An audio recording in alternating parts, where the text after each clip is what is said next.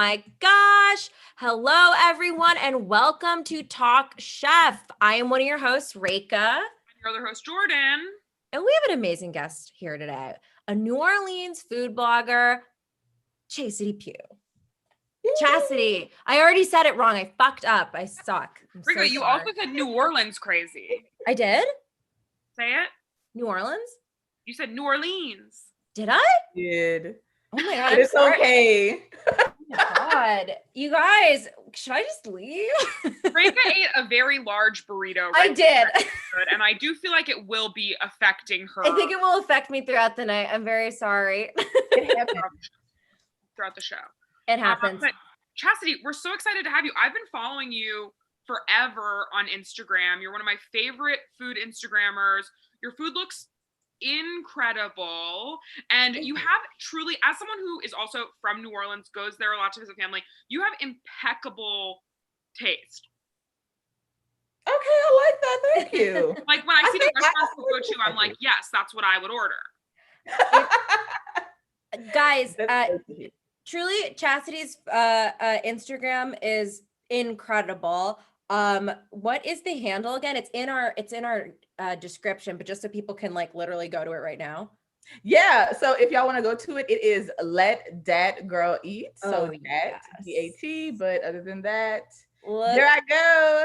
I was about to say, yeah, I was pulling it up right now. all this King's Cake stuff. If you notice some extra likes today from me, went through and went yum yum yum yum. So okay, wait, I have to ask. I'm sorry, we're already off the rails, but I am very excited to talk about New Orleans, even though that's not. We're gonna have to have you back when we get to Top Chef New Orleans, so we can talk about it even more. But Mardi Gras is almost upon us. Mm-hmm. Where do you get your king cake from? Oh my gosh. So I will be honest. I love king cake. You know, I've been eating it a lot. I'm not going to say that I don't like it. I know people think that. But this year, I'm more geared towards king cake themed things. I'm still going to say my favorite king cake, which is from Bywater Bakery. Oh, delicious. It melts in your mouth. They just started shipping, around the US. Okay. So I like to tell people that because people are always like, I am not in New Orleans, but I want a king cake. So hit up Bywater Bakery on Instagram. They do ship. Okay. Now I have to try it because I just ordered 2 from Gambino's because it's easy. And also a favorite. And it's very good. But have you had the king cake donut at District Donuts? Yes, of course. Delicious. That is my favorite king cake donut. Oh, delicious. Okay, I'm sorry. Back to I love all of this. Work. Okay. I literally love all of this. Chastity, we're so freaking excited to have you talk about Top Chef. Have you seen Top Chef before? Are you a fan? Yeah, so I'm actually pretty much a fan of it. I wouldn't say a huge fan, but I have watched quite a few episodes. Yeah. I had not seen the one that you all sent me before you did. So it was honestly a really good refresher because I haven't seen Top Chef in so long. And I kind of liked that it was a lot of assholing going on in this episode. I'm a fan of it. Absolutely. Oh, that's a great way to describe all of season 2. So before we jump into the episode, as you guys know, we have a couple orders of business. This is a food charity-based show. So every week we donate to a food-based charity, and this week is no different. And this week we're doing the Second Harvest Food Bank in South Louisiana, which Chastity actually volunteered at, which is so cool. Yeah, I used to volunteer there a lot. That's incredible. Yeah, and it's a little self-explanatory, but yeah, it's a food bank for residents in South Louisiana for like food access, advocacy, education, and disaster response. Yeah, it's also part of the Feeding America network. So cool. They're all tied in and verified. I don't know is that a weird thing to say? They're like yeah, so I think that's an okay thing to say. There's a lot of charities that come up and people don't know, is this the best way to help the most amount of people, etc. It seems like it's a really great way too. So as usual, we are going to put Jordan's Venmo in the chat. It will be open for 24 hours taking donations to Second Harvest, and any amount is great. If you got 50 cents, that's awesome. If you got $1, that's awesome. If you got $10,000, good for you. Pop that in the Venmo. Tell me $10,000. Venmo Jordan $10,000. Be sure to put a memo that it's for Second Harvest. Yeah, because if I get a memo for $10,000 and there's no memo, well, Jordan keeps it. Reka, Chasity, and I are going to dinner. Yeah, we're going to dinner. We're flying to Montreal and we're going to dinner when COVID's over. Yes. Yeah. I will be ordering everything. Okay, perfect. So that's our first order of business. Let me pop that in the chat. It's also in the description of the video. And then there's a little second order of business we didn't tell you, Chasity. Oh my God, okay. Which is much like every episode of Top Chef. Every episode of Talk Chef has a quick fire.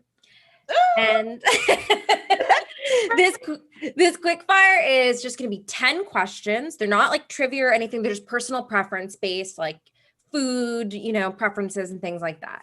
But it is going to be the fastest quick fire in Top Chef history. It's 45 seconds to answer 10 questions. But the prize is huge. It's huge. This is so crazy. The prize is so huge.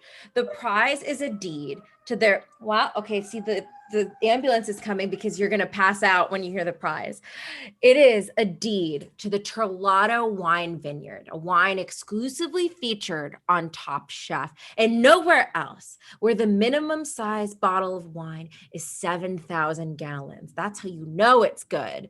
Yes, we have been told by Top Chef contestants themselves that the wine is disgusting. Yes. So you'll win a deed to this horrible vineyard and also your own suite of broken Kenmore appliances, just like on the show.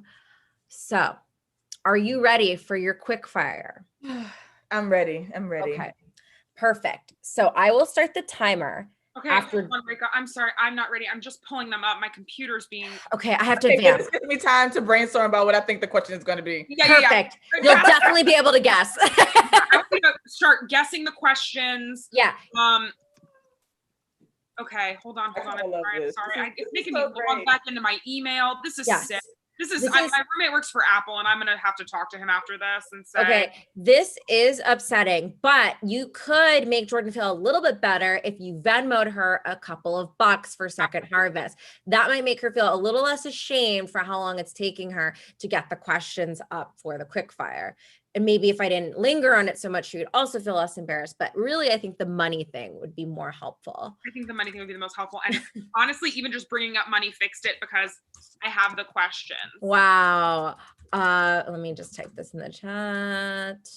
Myrick. Oh yeah, you gotta put Chasity. We're in the YouTube chat too. So sometimes there's downtime. It's usually because someone asked us a question. Okay. Exactly. Yeah. So if you ever notice us typing, we're not like texting or whatever. We got little questions in the chat, sometimes for you, sometimes for the world at large. So are you ready for your quick fire? I'm ready. Okay. I'm going to start the clock when Jordan finishes question 1. All right. What is your favorite snack? Doritos. Zesty Italian, mayonnaise, or barbecue sauce? Mayonnaise. Do you love a man that loves mayonnaise? No. Is this judge rude? No. Restaurant wars, good or bad? Bad. Would you rather be front of house or back of house? Front of house. What's worse, an olive pit on your table or the restaurant having no booze? The restaurant having no booze. The restaurant has no booze. What do you do? I eat there, but drink somewhere else. Biggest new restaurant faux pas?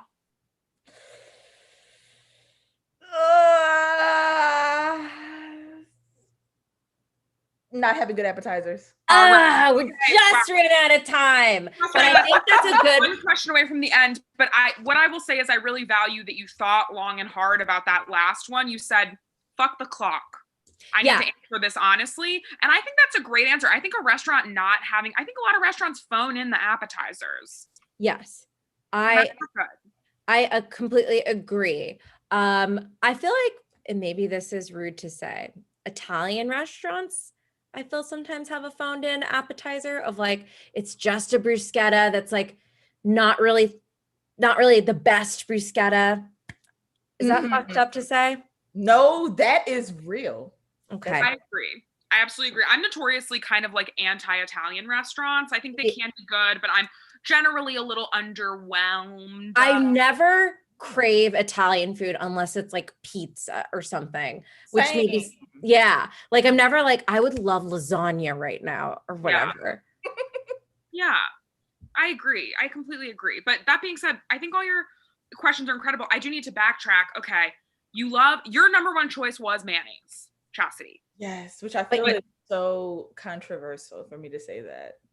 Okay, why is it controversial? Yes. Because I think I meet a lot of people often who do not like mayonnaise. Like, I don't know why they don't like mayonnaise, which is why I enjoyed this Top Chef episode when we get into it, is because mayonnaise was one of those ingredients. And I was kind of like, it's creamy. You know, I'm a big Miracle Whip fan, I will say. Yeah. So I might be one of these people that you're describing, in that I am not a big mayonnaise fan. Here's my thought on it. I did not grow up with it. I'm from an Indian family, meaning I am also Indian. And there's two ways of saying that. And yeah, there's not cheese in a lot of stuff. South Indian food, there's not dairy really in your food necessarily. It's like you get yogurt and stuff. So mayonnaise, when I discovered it, was like kind of a gross concept to me, especially when I knew what it was made of. Yeah. And my mind just couldn't get wrapped around it. Even though the stuff I ate with it tasted good, it was the concept. I don't know if that's what other people's deal is, or if they just don't like the taste. For me, if you like tell me, do you want a scoop of mayonnaise on this, on your bread? I'd be like, no. But if I eat a sandwich that has it, I'm not gonna like spit it out. Cause it does. And I like a Chipotle mayo and like, yeah, right. There's a restaurant called Num Pang that makes Cambodian sandwiches in New York. And they've got Numpang is delicious. And Numpang is incredible too, because during Hurricane Sandy, when I was temporarily displaced from my living situation because of the hurricane, they fed anyone that came to their truck for free. Oh, wow, that's great. Incredible. Honestly, if you live in New York, get your ass to Num Pang. They make delicious Cambodian sandwiches. That is great. Yes. I do have to say, I am with Chastity on this. Mayonnaise is delicious. I would say one of my favorite foods is a tomato sandwich with some nice in-season tomatoes, heavily salted, heavily peppered, lots of good mayo, and some Dukes, some Miracle Whip, something really tasty, white bread. That's like, I would say, one of my favorite foods. So I'm very pro mayo. But the most interesting thing, Chastity, about your quick fire to me was you love mayo, but you do not love a man who loves mayo. And we need to unpack that as friends. And I just truthfully feel that it goes hand in hand with every time I date somebody or I get with somebody, they also don't care for mayonnaise. Now, again, if it's on a sandwich, if it happens to like be on something, they're like, oh, okay, cool. But for example, when you said a tomato sandwich, that is like a New Orleans staple. Like people love regular tomatoes, fried green tomatoes with just some mayonnaise, some mustard. That is like good. And I can just never meet someone who can truly appreciate that or mayonnaise. So you're not necessarily opposed to loving someone who loves mayonnaise. It's just in your past. Right. I would love to love someone who loves. You've not been syncing up with mayonnaise lovers. Okay. That makes a lot more sense to me. Yes. That I completely understand that. Okay, well, if there's any mayonnaise lovers in the chat and you think now this might be a perfect match. This is a matchmaking service I've not seen before. There's like seacaptainsmeat.com. Farmers only. Mayo heads. Okay. Yeah. Okay. Get us in the chat. Come on.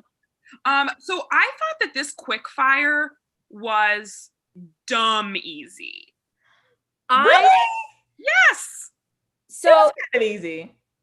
So the quickfire was a craft sponsored gourmet snack challenge. And they had to use one of these 3 craft condiments, being mayo, zesty Italian dressing, or barbecue sauce. To make a snack.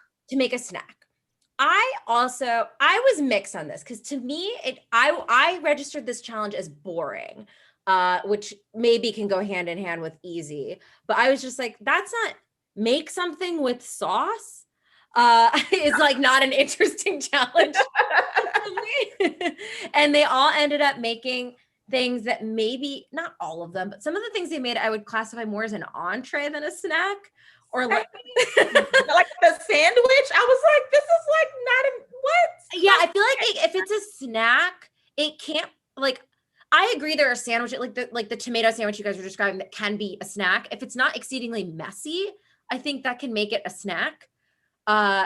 All of this stuff was, I don't think you can eat any of it with your hands. None of it. I was like, what is this? Like I had to sit down and like, this is like a meal. Yeah. I can't just one-hand it while I'm like talking crap to a friend. Yeah. The defining features of a snack. Okay, so we're gonna go through the things that people made, and then we're either gonna give it a thumbs up or a thumbs down. And the thumbs up or thumbs down can be based on whatever you're feeling. Whether you think it's Top Chef quality, whether you think you would or would not want to eat it. It's really your own internal thermometer of whether this is a thumbs up or thumbs down food. Yes. So Marcel made a lamb kebab with curry mayo and endive. I'll say yes. And I do think one kebab is a snack. It is. That was like the perfect one for me. I was like, yes, you got it. Yes. Yes. Not a kebab platter, but one kebab is like, I love that. Okay. And then Cliff made a steak tartare utilizing the mayonnaise within the tartare. I guess it seems wet on wet to me. Am I correct? Yeah, it's a hard one, but I have to just do down because I was kind of like, no. We got to keep your stand. If you just say yes to everything, we're like, what are her standards? So like, I get it. You got it. And the answer is no standards. I'm out here being like, yeah, I'll eat raw meat with mayonnaise on it. I think my thing is, if you had just said steak tartare made with mayonnaise, I would say that doesn't sound great to me. But then when they were explaining it and the judge liked it so much, and he was like, oh, it's kind of tart. The mayonnaise kind of tart with the steak. I was like, okay, that sounds kind of good. So I got to go up. Okay. I'm sorry. I'm easily influenced. Okay. Sam made a shrimp, pickled peach, and barbecue aioli sandwich. Here for that because I've never had pickled peaches. Oh, sounds so good. And I'm a shrimp freak. It's probably my favorite food. We talked about this on an earlier episode of the show, but Jordan had to go to the doctor because she ate too much shrimp. Are you for real? As a child, my cholesterol. So as I've mentioned, I also am originally from New Orleans. And my family is from there in the surrounding area. So I lived there when I was younger and then spent a lot of time there growing up. And my family my parents don't eat meat. They only eat seafood. And in New Orleans, if you don't eat meat, you're eating seafood. So we were eating shrimp all the time. And I was also a husky child. And so I was a husky child. I was very cute and precocious, but when you're a husky at any age, doctors are annoying. Yeah. And they're like, oh, you're the bad or whatever. This is an anti-doctor podcast now. And, the doctor was like, oh, we have to test your cholesterol. And the doctor was like, you have very high cholesterol. What is happening? I've never seen cholesterol so high in a child. What do you eat? And I was like, well, for breakfast, I have shrimp and grits. And then for lunch, I have a shrimp po' boy. And then for dinner, I have shrimp etouffee over rice made with shrimp stock or what, and he was like, you are 8 years old and you are eating a fully shrimp diet. You have to stop. So for a little while, my family was like, okay, as a family, we have to not eat shrimp because Jordan will die. Wow. But now I'm back on it. I'm back on my shrimp grind. Yeah. I love it. Chasity, has anything like this ever happened to you? No, I was also a bit of a husky child.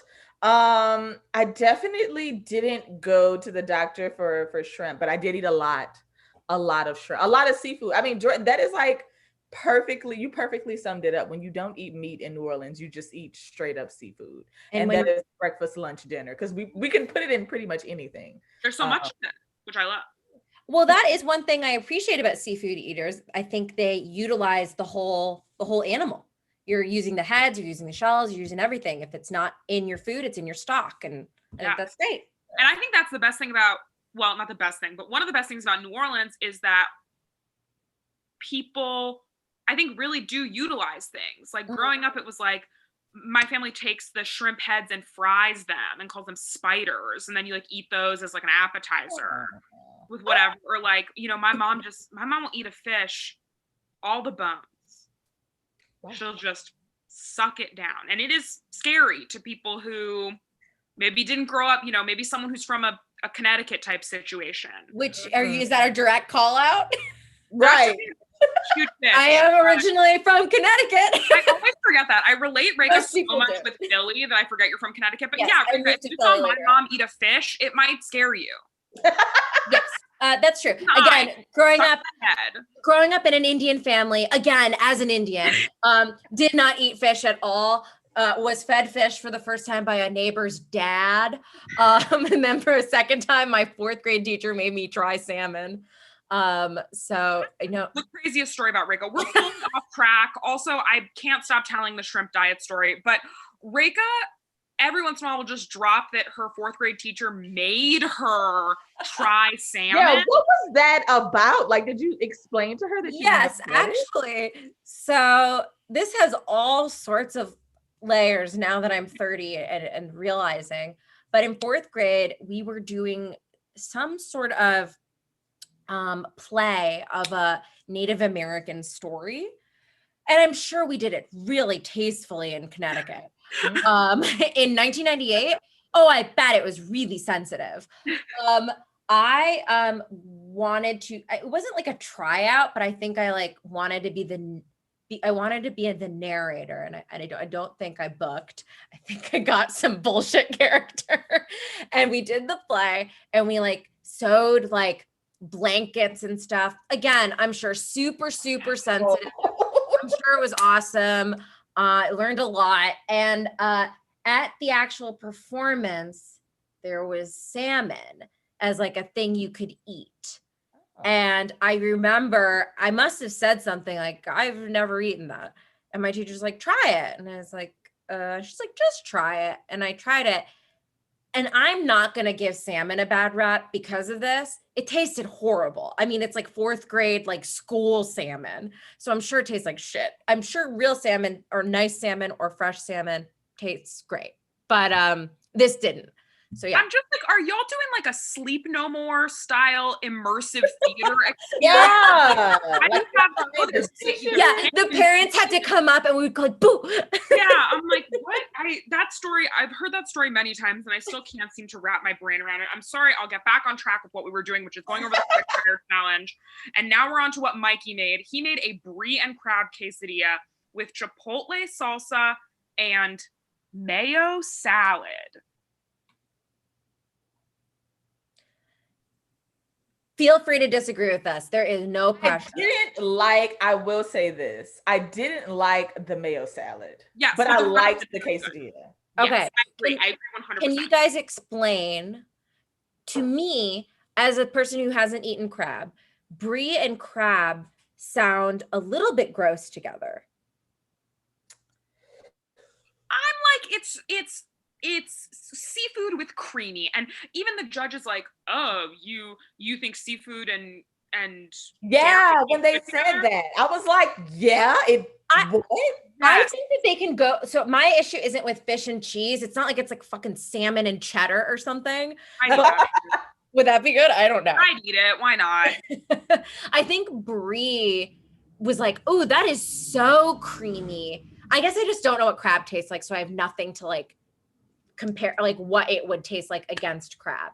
It seems just like a weird pairing to me, but if it's not, I trust you guys. So yeah. I was like so here for it. And I thought about crab and I was like, okay, this could work. Yeah. And then I saw the mayo salad and I was like, this is not it. What is in it? I looked at it, I couldn't figure it out. I don't think you're allowed to identify a salad by the sauce. I'm sorry, Jordan. Right? I don't think you can call it a ranch salad. I need to know what the fuck is in it. Yeah, it feels absolutely very bizarre. But I feel like there was like a trend in the like early to mid 2000s where people were like, no fish and seafood, or no seafood and dairy together. That's not what you do. But I'm like, cheese on a fried fish taco is delicious. Shrimp Alfredo pasta is delicious. Like a creamy crawfish dip that's like hot. I used to make tuna salad by taking a can of tuna and mixing it with cream cheese and diced jalapenos. Delicious. Yeah. That sounds great. So I don't know. Fish and dairy are two of my favorite things, but Also, like salmon and cream cheese, a very classic combo. iconic.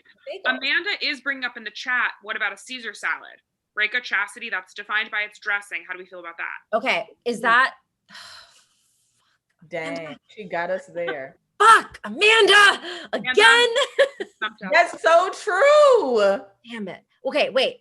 What is the origin of it being called Caesar? So I'm, okay, Google.com says a Caesar salad, okay, blah, blah, blah.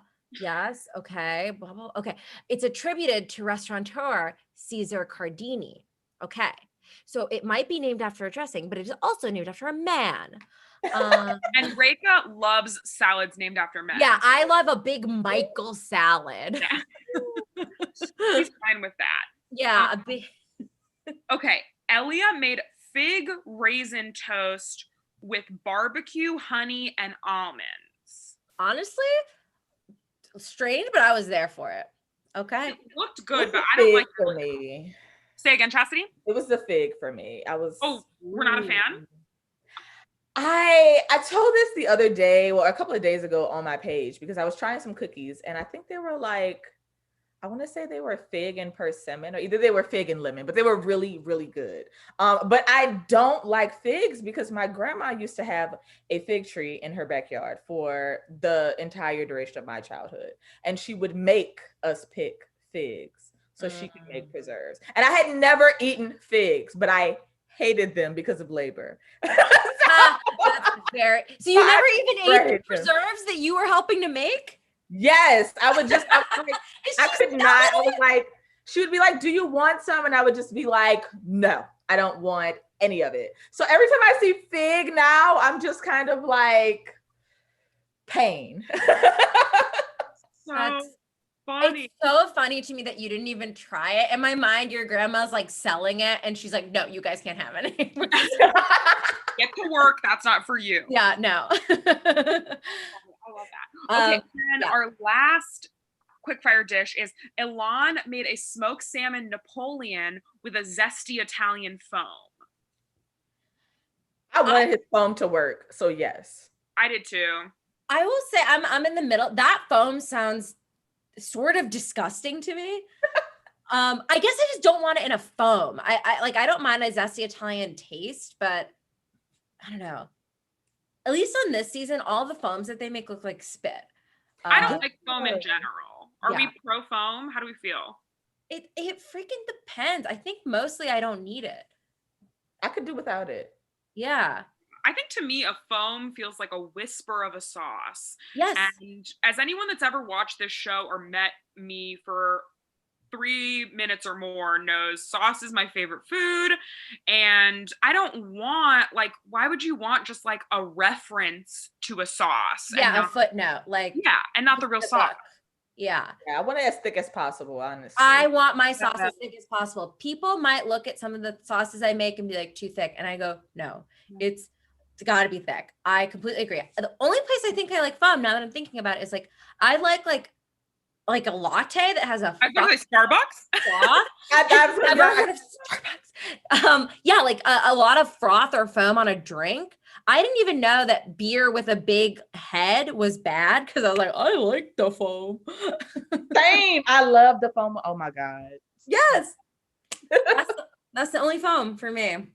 Can I ask, do either one of you go to Starbucks regularly? No. Okay, I don't either. I'm not a coffee drinker, but I was curious. I know Starbucks has all those different types of foam. So I was going to be like, is one of those foam, like I know they have like praline foam or chestnut foam or whatever. I didn't know they had types of foam. Yeah, apparently it's a thing. Everyone on TikTok is always getting a different type of foam. So I wanted to know if either of you had thoughts on it because I'm always curious. But if you are watching, please drop in the chat or DM me directly on Instagram. if there's a foam I have to try, let me know. I don't go to Starbucks. I don't drink coffee, but I am intrigued by. Yeah. So if Jordan could just get a big cup of milk at Starbucks and get a foam that you pick, that would be a great. hot chocolate or big venti milk with praline foam. Have a cup of water with hazelnut foam. And get diarrhea for a week. Okay, so overall, this quickfire I thought people did like pretty decent. Sam wins, and the judge says something that to me feels wild. Sam makes a shrimp sandwich, and then the judge says it's incredible because it's reminiscent of a lobster po' boy. And I said, what are you talking about? Same. I was like, what? Okay. But when you think about it, both are a type of seafood on bread. And in that way, aren't they sort of exactly the same? Yes, but it's I'm just truly joking. no, but you're right, because I guess it seems like a nitpicky thing, but I'm like, why would you, I know this seems so nitpicky, but a lobster po' boy is not a thing. Like, I'm sure you could go to some bougie restaurant and get a lobster po' boy, but if you go to a po' boy place, because lobster's not regional to Louisiana. Does he mean lobster roll? Maybe so. Yeah. But I don't think a shrimp and peach sandwich is reminiscent honestly, of a shrimp and peach sandwich reminds me of peach cobbler because it's peaches and something. Yeah, exactly. Yeah. They're basically the same. Yeah. You know, what? Fun fact about this judge, Mike Yakora, right? Is his name? Yes. I was reading an interview with Tom Colicchio, and he listed Mike Yakora as the meanest guest judge that's been on Top Chef, because in season 1, during the food cart challenge, he chews out everyone. He's a guest on that episode, and he's like, your attempts were pathetic, da, da, da, da. This episode, he's a little tamer, but according to Tom, he was unnecessarily mean. I agree. Yeah. I'll bring it up later when we get to it, but there's some stuff he says where I'm just like, okay. Same. So Sam wins with his shrimp sandwich, and then also Marcel wins with his lobster kebab. And in that moment, when there were 2 winners, I was reminded that this is Restaurant Wars. Boom! I hate Restaurant Wars. Yes. They didn't call it Restaurant Wars at this time. So the episode it was sneaky. It snuck in. And there were 6 people as opposed to 8. Yes. I think that watching the old Restaurant Wars compared to the Restaurant Wars in the last few seasons, it feels deeply, I'm going to use the word disrespectful to the contestants. It feels very weird to me. It seems like they're intentionally setting them up to fail. Absolutely. More than in any challenge. Also, it's like now you have these people on the show like Brian Malarkey or whoever, where I'm like, these people are restaurateurs. They are used to having to pitch. They're used to having to be front of house. They're like celebrity chefs. I'm like, Cliff is not a celebrity chef. Mikey is a line cook. Like, these people are cooks. They're chefs. So to judge them on not being front of house felt weird. Also, the empty room, I don't know. It almost felt like Real Housewives level trying to create drama. I agree with that. Chastity, because you're like an occasional Top Chef viewer, so you've seen Restaurant Wars before. What is your thought on Restaurant Wars? Because that seems to be a really controversial topic among Top Chef watchers. I also agree. It just definitely, if I could sum it up, it does feel very disrespectful. Yes. I'm not a fan of it. It just feels, it's something that I would watch as background noise.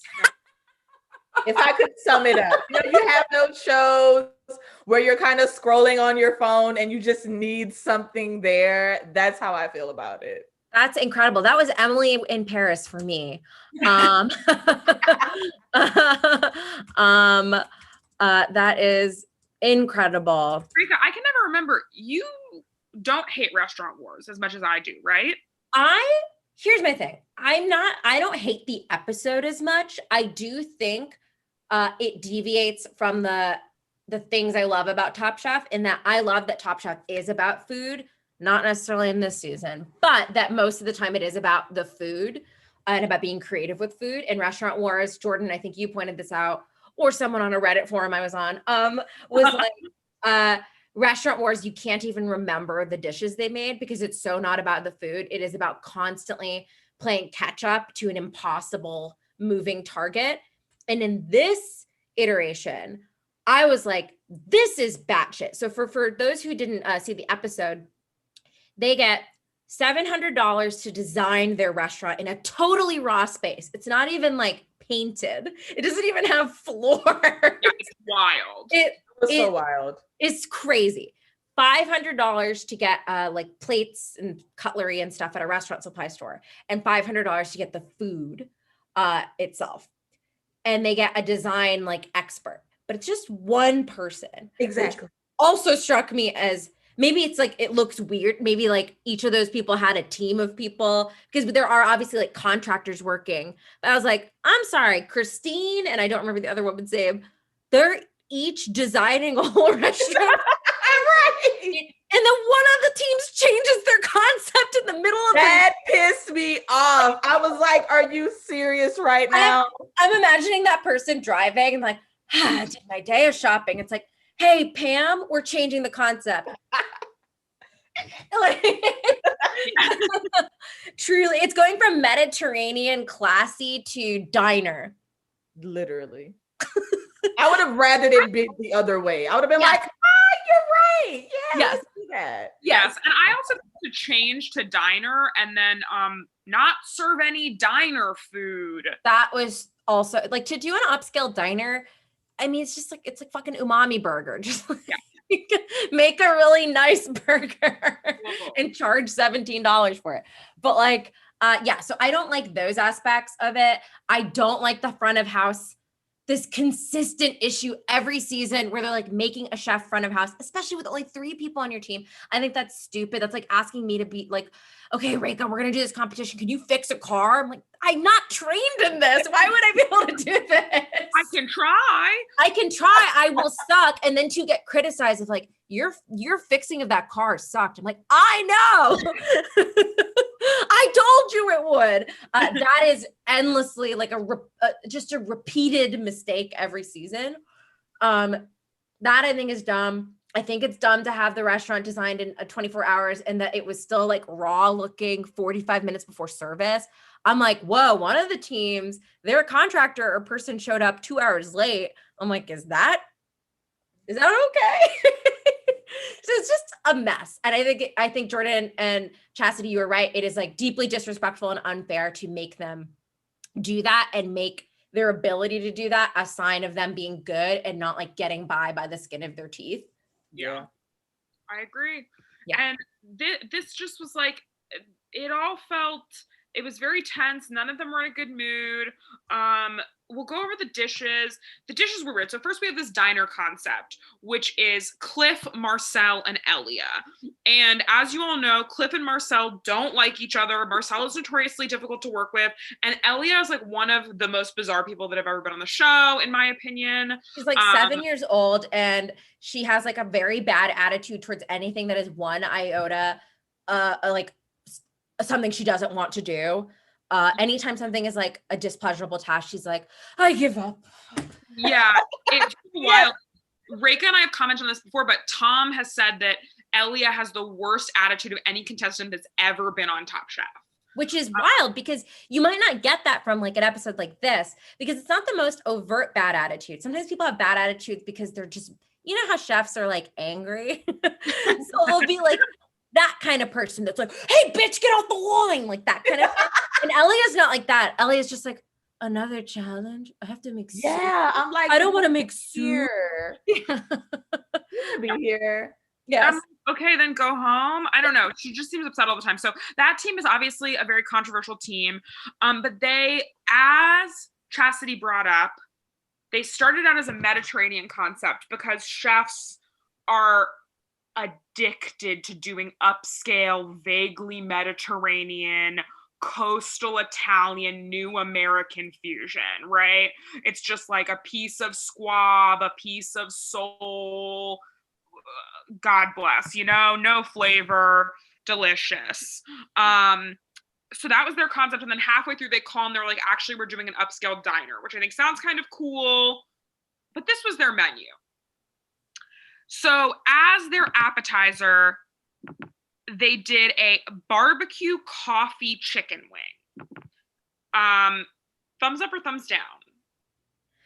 For a diner, this is one of those things where we like got to go with the rules. And like, if you're just like, hey, do you want to try this? I'm like, yes. If this is like an upscale to delivering to the prompt, I don't think that's a good idea. No.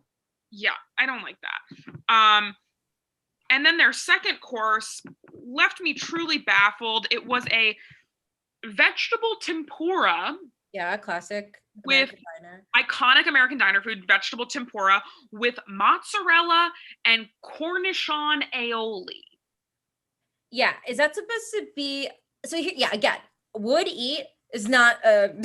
Is that supposed to be a play on like a mozzarella stick or something, or like what the fuck is it supposed to be a play? Yeah, on? that's what I also thought about, a mozzarella. And I also think so much of it is just like, what, like use your brain for 1 second. If you want to be like, oh, stuff at diners that's fried, then be like, great, call this like Veggie fries or sloppy Yeah. fry plate or whatever. Yeah, poutine or whatever, like interesting poutine. Yeah, don't call it vegetable tempura. That's so confusing. But I am here for Cornichon aioli. That sounds good. Yes. Then the next course 3, and Colin pointed this out in the chat, they served quote unquote the best burger ever. How do you think about marketing it that way? It reminds me of like in New York, usually every bodega, like hole in the wall restaurant, any single place would be like, best bagels ever, best pasta in the world. And lots of like claims that don't make it, like are not real claims. Best pizza, it'll say. Very unsubstantiated claims that like completely all blur together and you don't believe any of them. That's what that reminds me of. Yes, that's fair. I think it reminds me of places like Father's Office here in LA that are kind of like an upscale new American concept, famous for having like a good burger. And their menu just has like 4 things. And one of the things is like the burger. And that's like what it's listed as. And then underneath it, it's like no substitutions or modifications. Ass will shoot you with a gun. Yeah. Right. I hate that. Let me ask you guys. Okay. So in line with this, like, hey, fuck off, no substitutions. What do you like a cheeky menu? Because I feel like they're always just erring on the side of rude. Like a rude menu that's like, I'm specifically calling out a restaurant, but like good ass salad. Name names, Rico. What restaurant are you talking about? All Time has something called the good ass salad. It's like good ass vegetable, whatever. Yeah, like $17 kind of thing. Listen, I think that there shouldn't be prisons, but white restaurateurs should be in prison. I'll say it. I think that is there should be a prison for no one but white restaurateurs. They need to stop it. That is what that is. That thing of like, I mean, and maybe the people that own All Time aren't white, but I think a lot of like, yeah, that's what I thought. A lot of white restaurateurs are obsessed with trying to be cool in a way that to me can only be labeled as like hip or whatever, that I think really like appropriates from a lot of other cultures and is very, it's just so tone deaf and gross. And I'm like, a good ass salad? Like, what are you trying to do? Yes, I think they're trying to be hip and like yes, like city savvy and like, ooh, we use like, yeah, it's just like falsely appropriative and weird and like our sandwiches are thick with 2 C's. Yeah, exactly. And I hate that. I will say I'm fine with certain places having no substitutions. Like if I go there often and I respect the chefs and I respect the menu and it's good and they're not saying good as, I'm like, you know what? Yeah, cool. I'm gonna get this and I'm not gonna bother with substituting anything. Yes. But sort of try to just make it seem so hip and cool. I just agreed. I think that's a really great point to marry those together, because there is an arrogance there that's like, I fucking nailed this salad. Whereas like, so actually Num Pang, going back to it, their menu does not allow substitutions, but that's not a thing that I lead with because I barely remember that because all the sandwiches are good and they're not like weird about it. Trying to make a thing out of it. Like I remember, wow, I'm really going for Father's Office in this episode, but Father's Office was like really popular in like 2010 maybe, and their whole thing was like, and other burger places will do this too, where they have like an upscale burger. They'll be like, if you ask for ketchup, we'll rip your tits off. Like, Yeah, you know, yeah. They're so like, I'm just like, what? Like, calm down. Ketchup tastes good, and chefs need to stop acting like it doesn't. And if you don't want to serve ketchup, that's fine. But I don't need you to base your personality around the fact that you don't serve ketchup. And I think substitutions are hard because I have worked in multiple restaurants, and substitutions really can slow the kitchen down. 100%. An actual issue. So I think, try to be tasteful when you're making substitutions. But yeah, I think revolving your thing around the fact that you don't do substitutions is annoying. It does feel very like, well, I'm perfect. And I'm like, you are 25 and from Santa Monica and you need to take a breath. Not to keep laboring it, but like belaboring the point, it reminds, like the type of person that's like relishes that they don't listen to anything popular or they don't like relishing relishing in the fact that you don't do something is such an annoying trait. Oh, like shut up. No one cares. Yeah, real people who like to read and don't watch TV don't talk about it. Ever. Yeah, because it just reading isn't that fun. And I've said that before. I know you have. Sorry, reading's not that fun. TV rules, and I like ketchup and I'd like to say you don't even need to choose. I've started reading more since coming to LA, and I love television. And you know what? Ketchup's good. So there's just and that's actually honestly the point of today's intersectionality. And so I'm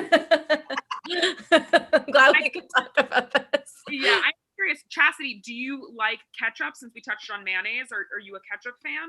I love ketchup. I'm a definite fan. Okay. Can I ask this? Because I said I like ketchup and I do like ketchup, but I don't like ketchup in places it doesn't belong. And can I tell you why? Because, when I was younger, I think we'd have like a bottle of ketchup in the fridge for like 75 years because like we're mostly eating Indian food. And so it's like, there's nothing really to put ketchup on unless you make like a fried like pakoda or something. And so, oh God, even talking about it makes me want to throw up. Ketchup pee would like accumulate, like the water. Yeah. And so those are my memories sometimes of ketchup. I love the taste, but like, okay, flash forward. I worked at a hot dog stand in high school. Weird because I've been a vegetarian since middle school, but I worked at a hot dog stand and kids would come up and they would use that ketchup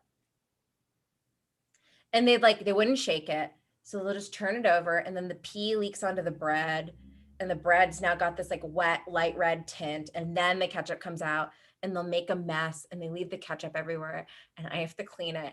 And so I like it. You do find something a little disgusting sometimes about it, especially the water. I hate the ketchup pee. Yes. I think that honestly, if I'm about to eat something and if I do shake it up and it still comes out, I don't want it anymore. I feel that. It's so fucking unpleasant. So disturbing. Like it just ruins your vibe. It ruins my vibe. Like peanut butter, like the kind of more synthetic kind, it doesn't have the oil on top. Let's get ketchup there. Let's integrate this water a little better. Chemicals, get the water so it stays in. Chemical, glue, Scotch tape. Let's get the water. Oh, I agree with that. Mustard is the same way, which is one of my favorite condiments. Yes, it'll piss on stuff too. It does. And that's the worst because it looks all, yeah.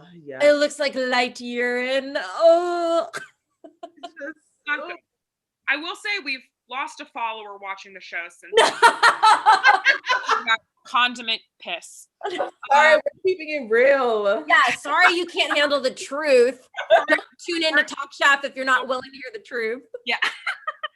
Okay, and then I'm sorry, and I meant to say that burger that they called the best burger ever was a prosciutto burger with truffle mushrooms. I'll give it a thumbs up. I think it sounds great. Yes, absolutely. And then for dessert, they did an Oreo lemon pie. You know I'm about to try lemon. Shit about it, but it looked good. I would totally chocolate and lemon. Get out of here. I thought that was the most diner thing they had. Yes, It agree. was. The criticism too, I thought was so funny. It was like, tastes like an Oreo. I'm like, And I was like, thank you. You're good. welcome. Yeah. It's like, what do you mean? Yeah, of course it tastes like an Oreo. It's made of Oreos and that's delicious. Sorry. Okay, so that was that situation. And also one very important thing to note is that restaurant did have beer. Yes. Right. Which is great. Then we move over to La Lina, which is the Italian concept where Sam is the captain with Mikey and Alon. La Lina is a combination of their girlfriends' names. Lauren. I kind of like. I liked the name if they wouldn't have said how they made it. Okay. Yes. If somebody, would you want someone that you are dating to name a restaurant after you?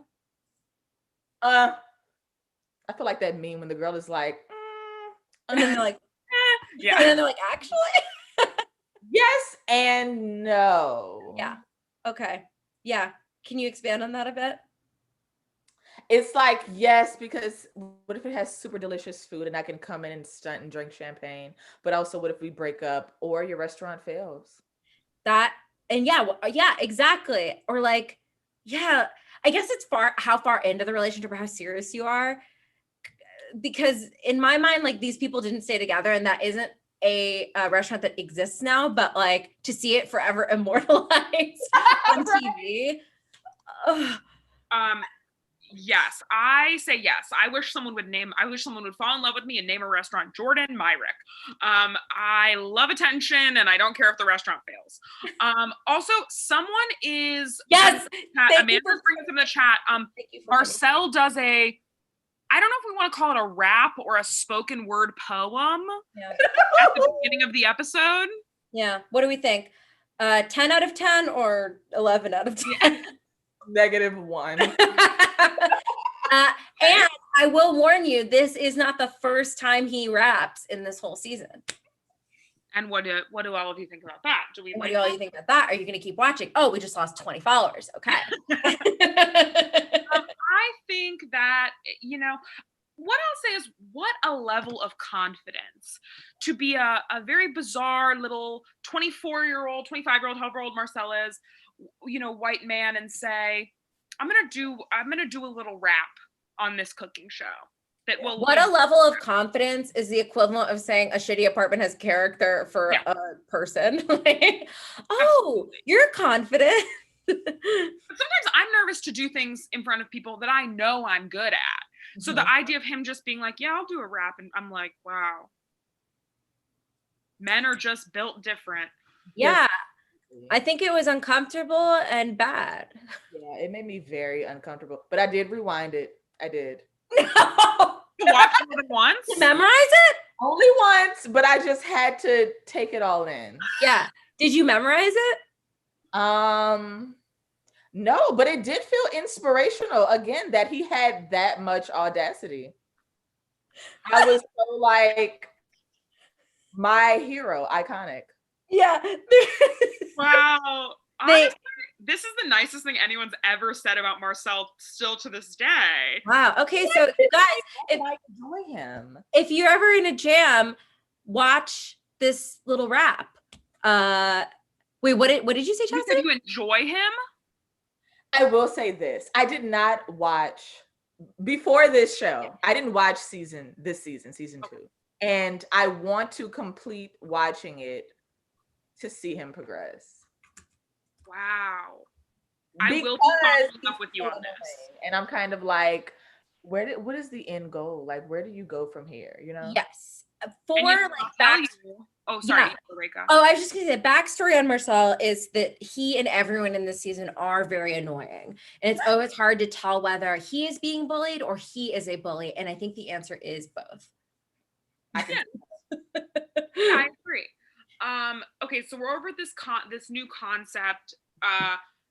First things first, they're an Italian restaurant, they have no wine, and customers, judges are losing their dang mind over the fact that there's no alcohol at this restaurant.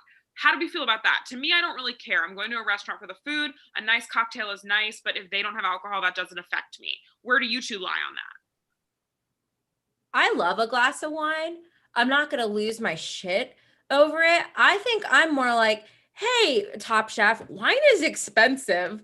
And their food budget was $500 and they don't sell wine at the restaurant supply store. And their money was very specifically allocated. It's not like they have $1,000 for restaurant supplies and food. It's $500 for each. So I agree. I think that I've recently become that person that is fine if a restaurant doesn't have alcohol. I would have rather they had it because of the kind of restaurant they had.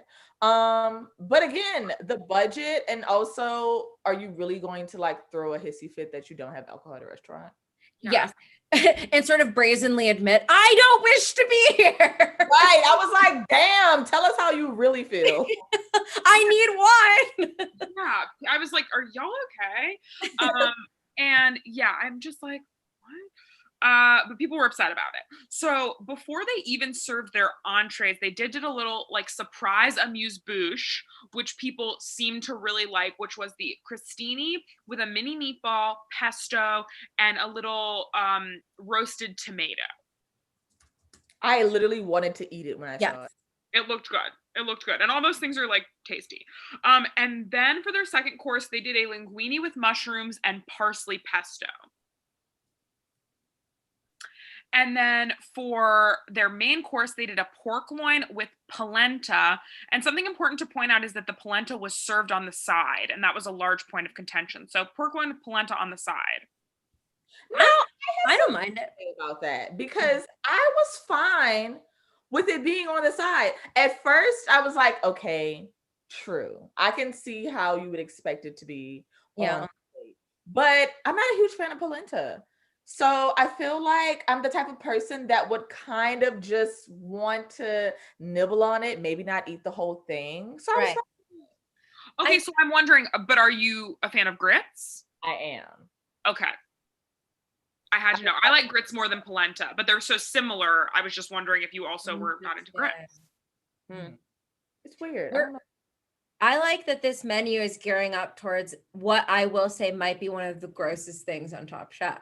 And this is wild to me because Reka, I couldn't feel more different than you about this. And I feel like normally this is a dish you would like and I would hate. So can I say, at first, I did like the idea. I was like, that's kind of cool, salty and sweet. Then when I thought about it, I was like, I think watermelon is too watery and that this cheese is going to get all fucking watery and gross on top of this. So in theory, I liked it. And then when I saw it, I was like, I don't think so. I would still try it because I like salty and sweet, but so sorry, Jordan, announce the name. I'm so sorry. Yes. The dish was watermelon gnocchi with salted blue cheese. And that in itself, if I saw that on a menu, I'd go, okay, I'm curious. And yes, if they had a picture of it, like in a menu, I'd go, sorry, I literally just burped while I was talking, but I did eat an enormous burrito before this, as you can see on our Instagram. The beauty shot of it looked like a thin wet cheese sauce on the wettest fruit imaginable. It did not look good. It sounded really good. Yes. Yes, I agree with what both of you were saying, and I understand the pitfalls of it. I think that I'm weirdly attracted to this dish because, as you all may know, I notoriously do not particularly enjoy fruit compared to vegetables. But I agree with Sam that I think that we were acting like this dish was conceptually bad. Yes. I think this was conceptually an interesting dish. I think the execution was flawed a little bit, but I'm like, this is a cool dish. And I think if a famous person made this dish, they would have liked it. I agree with him. Yeah. I do agree with that. I think Rise of the Nerdy Girl 88 points out watermelon and feta is a classic thing. And I think that's so true. And I love watermelon and feta. I love a watermelon salad. The difference is feta is like a really sturdy cheese that can hold itself up. It's like the consistency of like tofu or something, like a hard tofu. Whereas whatever they did to the gorgonzola just made it like a wet mess. I would still eat it, to be clear. I've shown you the bananas I eat. But it did not look very appetizing. Yes. And just to be clear to the audience, if you didn't watch the episode, it wasn't, I don't believe it was watermelon gnocchi in the sense of like they made gnocchi with watermelon. I think it was just watermelon Balls. kind of vaguely in the shape of gnocchi. And I think they didn't just put blue cheese on top of it. I think they made the blue cheese into a cream sauce. And that was kind of the pitfall, in that the warm cream sauce went on the cold watery fruit, melted it down a little bit. So I get it. I get the pitfalls of it, but I do think it's an interesting dish. And I'm like, if we play with it for a little bit longer, I think something cool could be there. Agreed. I'm sorry. And then at this restaurant, we had a couple of big issues. So there was no alcohol, which people were mad about. The guest judge was mad that they served polenta on the side, and literally looked at Alon and said, "Why is it on the side?" Alon was like, "Oh, we just wanted to serve it on the side." And he's like, "Why? Is it because there's too much shit on the plate?" Was a direct quote, which I was like, that's one of the most aggressive things I've ever heard a judge say on Top Chef. That is wild to me. Also, was there that much shit? Wasn't there just the pork? It wasn't even a lot. Like, I was like, what are you talking about? Yeah, didn't even make sense. And then also there was what I'm calling Pitgate. There was an olive pit on the table when they sat down. In front of Padma. Padma saw a pit and she really now, loved hers. What do you all do? You go to a restaurant and essentially you've paid to be there. Unlike at this event where none of these people were paid to be there and maybe even got paid to be there. Yeah, literally. You're going to pay. You see an olive pit. What do you do? Jordan, I know, would fucking swallow it whole and she'd lick the table underneath it. Chasity, what would you do? If it's a high scale swanky joint, I'm going to feel a certain way, but I'm not going to complain about it. I'm with you. So I feel weird about crumbs. Like anytime there's like from when I was a kid at like school cafeteria tables, if there's like crumbs on it, I'm just like, I would rather not deal with this. I hate it. It just grosses me out so much. And an olive pit is the crumb of an olive. And to me, that is gross. I would put like a napkin over it. Yeah. Like, look at it. Fine. I'm okay with big crumbs. Okay. If I go somewhere and there are a string of little crumbs, like some rats sort of dancing around, or sauces that are left over. I hate that. That is what I hate. Like, I would look at an olive pit and be like, let me just move it to the side and put it in. Yes, but if someone someone puts like a handprint of ketchup on your table. Oh God. That is like, makes me sick. No. Gordon would lick it up. I'm learning that I have almost no standard of living, of quality of life, of except anything. You won't eat my bananas. That's your standard. That's your line, weirdly. Rika, that's my line, honestly. But I'm just like, I don't know. I know I've brought this up before, but like, I just have worked in so many restaurants for so long and it's hard. And if I saw that olive pit, genuinely, my first thought would be like, oh my God, the waiter just missed this. And if I told him about this, he would feel really bad. And he would. That's why I wouldn't say anything. I would just cover it up for me. I would be like, he would be like, sorry, waiters can be women and non-binary people. I mean, I don't know why I'm assuming this waiter's a man. And doctors. Waiters can be doctors. I would be so worried that they would think I was mad at them or that it would like affect their tip. That I just wouldn't say anything. I feel that way about most things in restaurants. It really would take a lot for me to say something about anything. And I don't think that makes me right. No, I think that's fair. I definitely wouldn't want to make anyone feel bad. I think I would recognize it was something I was grossed out by and just like put a little napkin on it. That's fair. Okay, and then in the end, shockingly, no one wins. Both restaurants were so bad, there is no winner, and both teams are brought in to be just chastised. Yes. Yeah. And no one liked anything, and everyone was mad at each other. It was not, it felt, the energy to me was kind of like, do you know when you're in like elementary school and a couple people are misbehaving and then the whole class gets in trouble?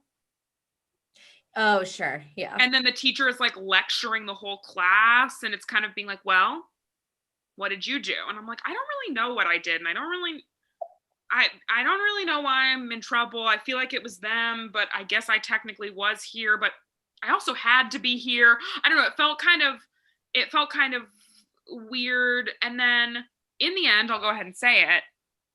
Mikey gets sent home, which is a long time coming. Mikey should have been sent home a long time ago. So this felt really appropriate. But I don't think Marcel got in enough trouble. He served them raw chicken. Literally. He did serve them raw chicken, but he made them that delicious mozzarella stick tempura.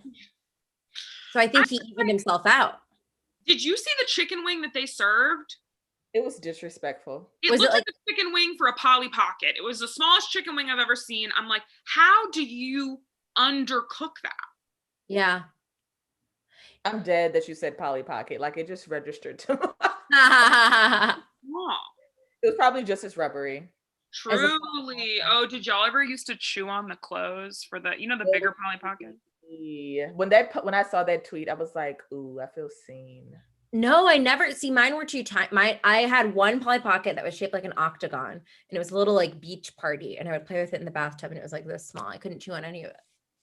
Yes, I would say those are like those are the OGs from like the 90s, but then in like the late 90s, early 2000s, they started making these bigger ones that were kind of like so she could like go to the mall and stuff. Yeah, it was like an alternative to Barbies, and they were like this big, and they would wear these clothes that were entirely made of plastic that smelled and tasted so good. And then someone tweeted about it kind of recently, and it's been like a big thing on Reddit where like all these people are coming forward and being like, wow, I truly thought I was the only person that like ate these tiny doll jackets.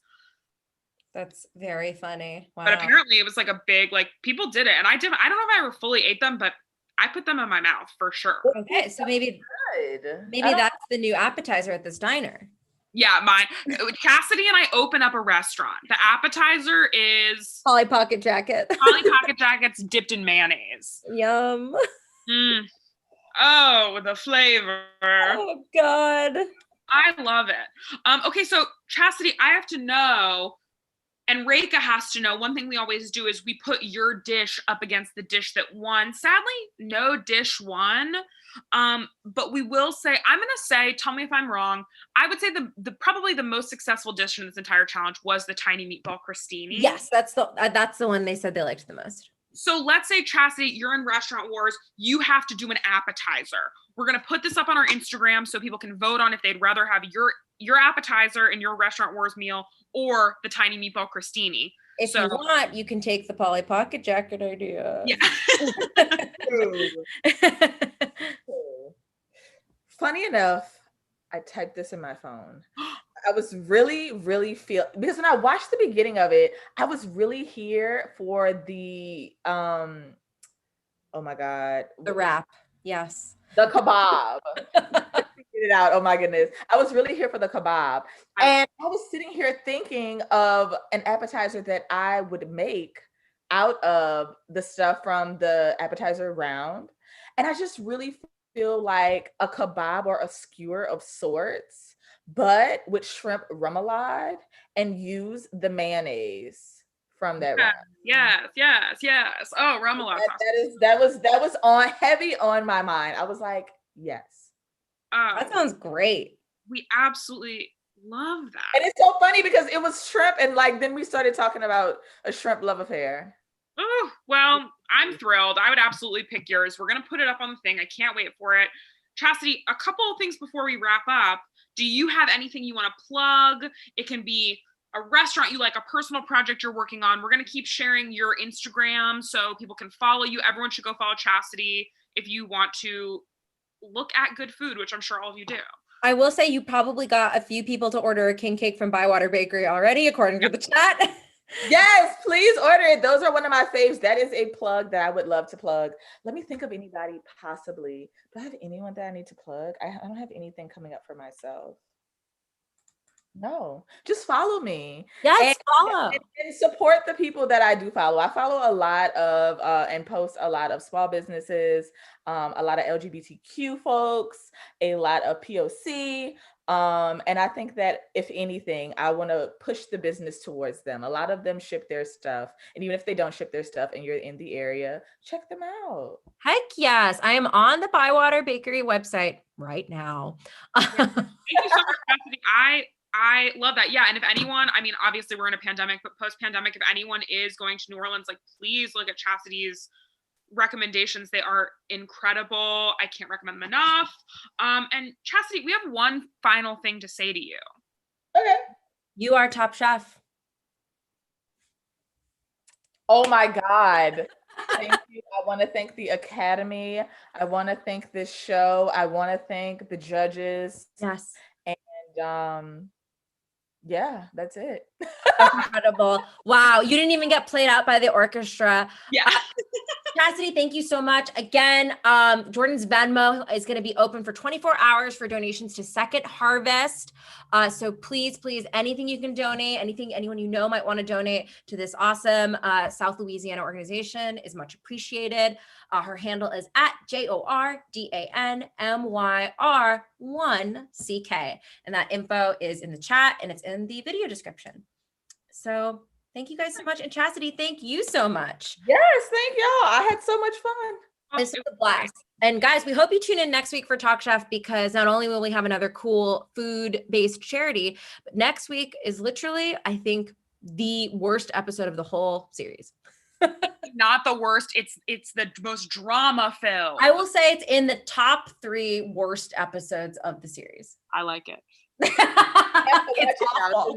I can tune in. Yes, please tune in. You can hop on in as a guest. I need to know everyone's thoughts next week, because next week makes me hate this season. And I hope we're amping it up enough.